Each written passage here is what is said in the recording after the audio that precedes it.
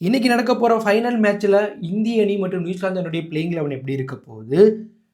T20 உலகக்கோப்பையில இந்திய அணி நியூசிலாந்தை வீழ்த்தினதே கிடையாது. ஸோ அந்த சாதனையை முறியடிச்சு இந்திய அணி கோப்பையை வெற்றி பெற வாய்ப்பு இருக்கா? இரண்டு அணியுடைய பலம் என்ன? பலவீனம் என்ன? யாருக்கு வெற்றி வாய்ப்பு அதிகமாக இருக்கு? அப்படிங்கிறத பத்தி தான் இந்த வீடியோல டீட்டெயிலா பார்க்க போறோம். இன்னைக்கு இந்தியா விசஸ் நியூசிலாந்து இவங்க 2 பேருக்கும் இடையான T20 உலகக்கோப்பை 2026 ஃபைனல் மேட்ச் அகமதாபாத் மைதானத்துல நடக்க போகுது. 2 அணியுமே பயங்கரமாக இந்த T20 வேர்ல்டு கப்பில் விளையாண்டு ஃபைனலுக்கு வந்திருக்காங்க. ஸோ மேட்ச் அகமதாபாத் மைதானத்தில் நடக்கிறதுனால 2 அணிக்குமே வெற்றி வாய்ப்பு அதிகமாக இருக்குது. மேலும் பிச்சை பொறுத்தளவில் ஸ்பின்னிங் அட்டாக்கு சாதகமாகவும் ஃபாஸ்ட் பாலருக்கும் சாதகமாகவும் இருக்குது.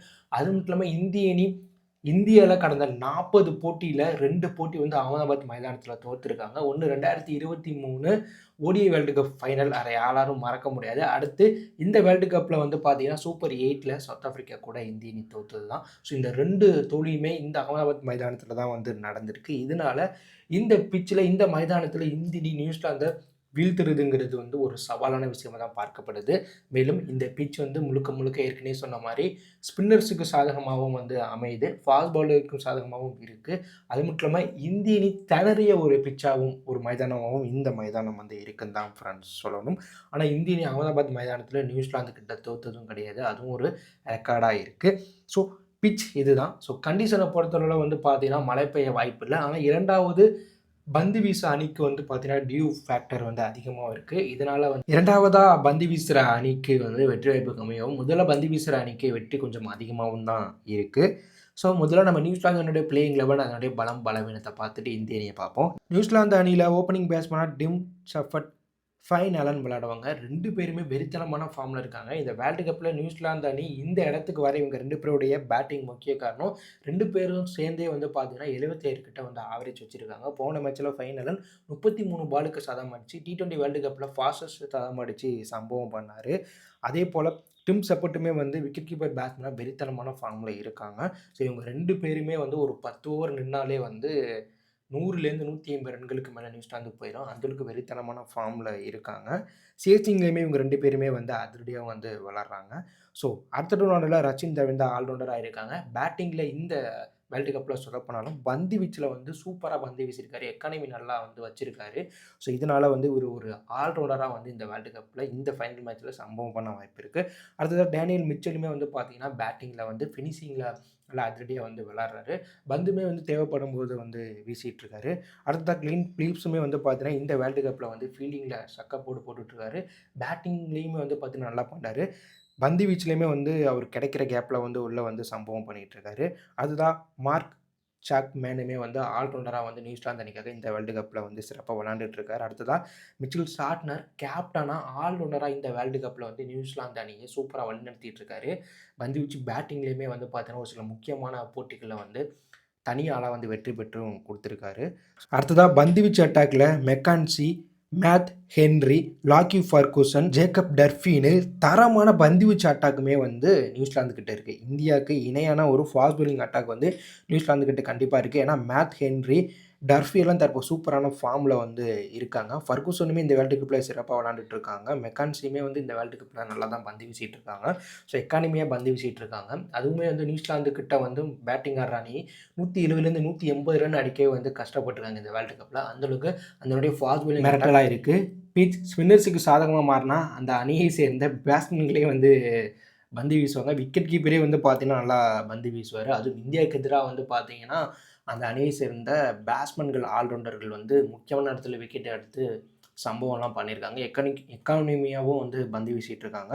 மேலும் இந்த பிச் வந்து ஸ்பின்னர்ஸுக்கு சாதகமாக இருக்கிறதுனால இந்த மேட்ச்சில் டர்பிக்கு பதிலாக இஸ்ஸவுதி உள்ளவர் வாய்ப்பு இருக்குது. ஆனால் இஸ்ஸவுதி இந்தியாவுக்கு எதிராக வந்து அதிக ரன்களை வாரி கொடுத்துருக்காங்க. இதனால் டர்ஃபி அப்படிலாம் ஜிம்மினிசம் போன்ற வீரர்களும் விளையாட வாய்ப்பு இருக்குது. ஸோ இதுதான் நியூசிலாந்துடைய பிளேயிங் 11 இந்தியாவுக்கு எதிராக இருக்க போகுது.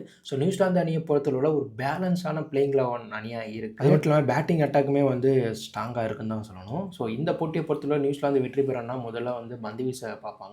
பந்து வீசி இந்தியாவை ஒரு 180லேருந்து 200 ரன்குள்ளே சுருட்ட பார்ப்பாங்க. ஒருவேளை நியூசிலாந்து முதல்ல பேட்டிங் விளாண்டா கண்டிப்பாக 200லேருந்து ஒரு 250 ரன்களுக்கு மேலே அடிக்கணும். அப்போ தான் இந்தியாவை அகமதாபாத் மைதானத்தில் வீழ்த்த முடியும். ஆனால் இந்த பிச்சு வந்து பார்த்தீங்கன்னா ஸ்பின்னர்ஸுக்கு சாதகமாக இருக்கனால இந்த பிச்சில் இந்திய அணி வந்து 2 மேட்ச் லாஸ் ஆயிருக்கனால அந்த பிளானோட வந்து நியூசிலாந்து வந்து இந்தியாவை சுருட்ட பார்ப்பாங்க.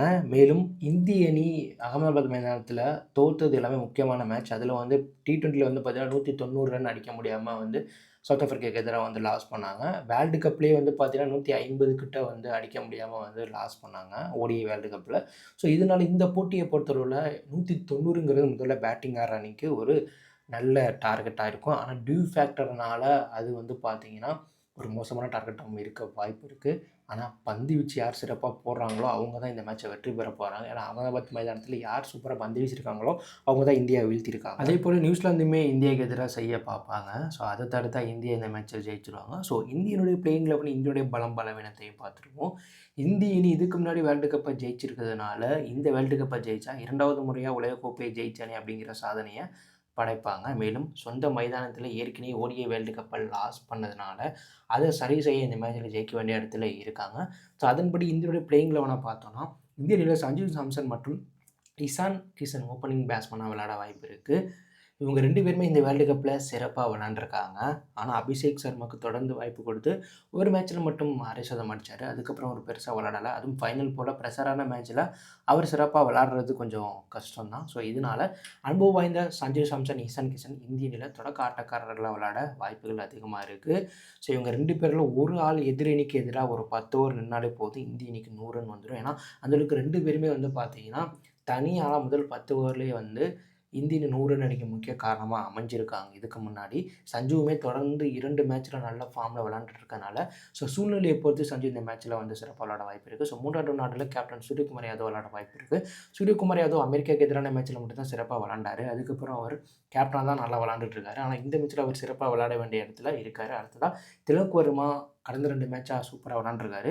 ஸோ ஃபைனல் மேட்ச்லயுமே அவர் சிறப்பா விளையாட வாய்ப்பு இருக்கு. ஸோ இந்த மேட்ச்ல அவருக்கு பந்து வீசவும் வாய்ப்பு இருக்கு. இதனால ஆல்ரவுண்டரா திலக் வர்மா இந்த மேட்ச்ல அவர நிரூபிக்க வேண்டிய இடத்துல இருக்காரு. ஸோ அடுத்த ரவுண்ட் ஆடுல இந்திய அணியை சேர்ந்த சிவம் துபே விளையாடுவாங்க. சிவம் துபே இந்திய அணிக்கு மட்டும் இல்ல, சிஎஸ்கே அணிக்குமே வந்து முக்கியமான மேட்ச்ல வந்து வெற்றி பெற முக்கிய காரணமா அமைஞ்சிருக்காங்க. அவருடைய பங்கு வீச்சு, பேட்டிங், பந்து வீச்சு, ஃபீல்டிங்ல முக்கியமான மேட்ச்ல சிறப்பாவே இருந்திருக்கு. இதனால இந்த மேட்ச்லயுமே அவர் வந்து கேம் சேஞ்சரா வந்து ஆக வாய்ப்பு இருக்கு. அந்த அளவுக்கு நல்ல ஃபார்ம்லயும் இருக்காரு. ஸோ அடுத்ததாக ஹர்திக் பாண்டியா வந்து ஆல்ரவுண்டரா இந்த ஃபைனல்ல சிறப்பா விளையாட வேண்டிய இடத்துல இருக்காங்க. ஏன்னா ஹர்திக் பாண்டியாவுடைய பந்து வீச்சு மற்றும் பேட்டிங், அட்டாக் இந்திய அணிக்கு முக்கியமான நேரத்துல வந்து தேவைப்படுது இந்த வேர்ல்டு கப்ல ஃபைனல்லயும். ஸோ இதனால வந்து பார்த்தீங்கன்னா, இவர் சிறப்பா வந்து விளையாட வேண்டிய இடத்துல இருக்காங்க. அடுத்ததா இந்த மேட்ச்ல அபிஷேக் சர்மாவுக்கு பதிலா ரிங்கு சிங் உள்ள வர வாய்ப்பு இருக்கு. ஸோ ரிங்கு சிங் ஃபீல்டிங்ல சிறப்பா பண்ணிட்டு இருக்காரு இந்த வேர்ல்டு கப்ல. ஸோ பேட்டிங்ல அவருக்கு பெருசா வாய்ப்பு கிடைக்கல. ஒருவேளை இந்த வேர்ல்டு கப்ல ஃபைனல்ல வாய்ப்பு கிடைச்சா கண்டிப்பா அது அவருக்குமே நல்லாயிருக்கும். இந்திய அணிக்குமே இது தேவைப்படக்கூடிய விஷயமா இருக்கு. ஸோ அடுத்ததா ஆல்ரவுண்டர் அட்டாக்ல வந்து பார்த்தீங்கன்னா, அக்சர் பட்டேல் இந்திய அணியில மெயின் ஆல்ரவுண்டரா விளையாடுவாங்க. அக்சர் பட்டேலுடைய சொந்த ஊருமே வந்து பார்த்தீங்கன்னா குஜராத் தான். ஸோ அந்த மைதானத்தில அக்சர் பட்டேல் நிறைய சம்பவம் பண்ணியிருக்காரு. ஸோ இதனால அக்சர் பட்டேல் இந்த மேட்ச்ல சிறப்பா பந்து வீச வேண்டிய இடத்துல இருக்காரு. பந்து வீசுவாரு. அடுத்ததா பும்ரா இந்தியனுடைய மெயின் ஃபாஸ்ட் பவுலரா இருக்காரு. பும்ரா அவர் விளையாண்ட வேர்ல்டு கப்லேயே மொத்தம் 9 சிக்ஸ தான் எதிர் அணிக்கு வந்து வாரி கொடுத்துருக்காரு. இந்த வேர்ல்டு கப்ல 3 சிக்ஸ் தான் வந்து கொடுத்துருக்காரு மொத்தமாவே. ஸோ போன மேட்ச்ல பும்ராவுடைய 18வது ஓவர் தான் இந்திய அணி வெற்றி பெற முக்கிய காரணமா அமைஞ்சது. ஸோ இதனால இந்த வேர்ல்டு கப் ஃபைனல்ல இந்தியா ஜெயிக்கணும்னா பும்ராவுடைய பந்து வீச்சுமே இந்திய அணிக்கு ரொம்ப ரொம்ப முக்கியமான ஒரு விஷயமா பார்க்கப்படுது. அடுத்ததா ஹர்தீப் சிங் இந்த வேர்ல்டு கப்ல சிறப்பா விளையாண்டாலும் போன மேட்ச்ல வந்து 16 ஓவர்ல 24 ரன்கள வாரி கொடுத்து இந்தியா தோற்க போறதுக்கான ஒரு காரணமா இருந்தாரு. ஆனா இந்தியா ஜெயிச்சிருச்சு. தோத்தா அவர வச்சு செஞ்சிருப்பாங்க. ஸோ இந்த மேட்ச்ல அவர் சிறப்பா பந்து வீச வேண்டிய இடத்துல வந்து இருக்காரு. ஸோ அடுத்ததா பியூர் ஸ்பின் பவுலரா வருண் அவர்கள் வந்து இந்திய அணியில விளையாடுவாங்க. ஆனா இந்த மேட்ச்ல அவருக்கு பதிலா குல்தீப் யாதவ் பிளேயிங் 11க்குள்ள வர வாய்ப்பு இருக்கிறதா சொல்றாங்க. வருண் கடந்த 4 மேட்சா வந்து எக்கானமில வந்து பார்த்தீங்கன்னா, ஒரு 10க்கு மேல தான் வந்து வாரி கொடுத்துருக்காரு. 1 விக்கெட் தான் கடந்த 3 மேட்சா வந்து இவரு எடுத்திருக்காரு. ஒவ்வொரு மேட்ச்லும் ஒவ்வொரு விக்கெட் தான் எடுத்திருக்காரு.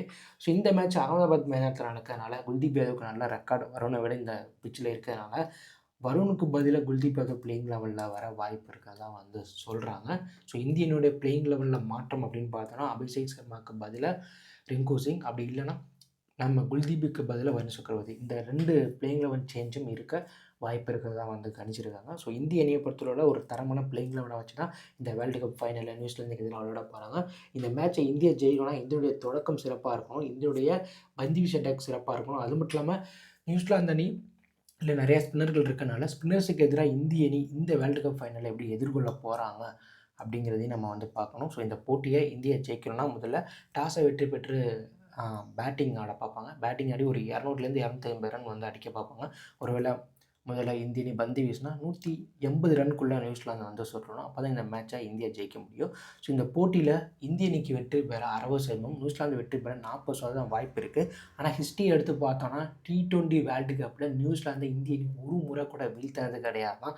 அது மட்டும் இல்லாமல் நியூசிலாந்து இந்த வேர்ல்டு கப்பை ஜெயிச்சா 2வது முறையாக அந்த அணி கோப்பையை வந்து வெற்றி பெறுவாங்க. ஸோ இந்தியா ஜெயிச்சா தொடர்ந்து 2வது முறையாக வேர்ல்டு கப்பை ஜெயிப்பாங்க.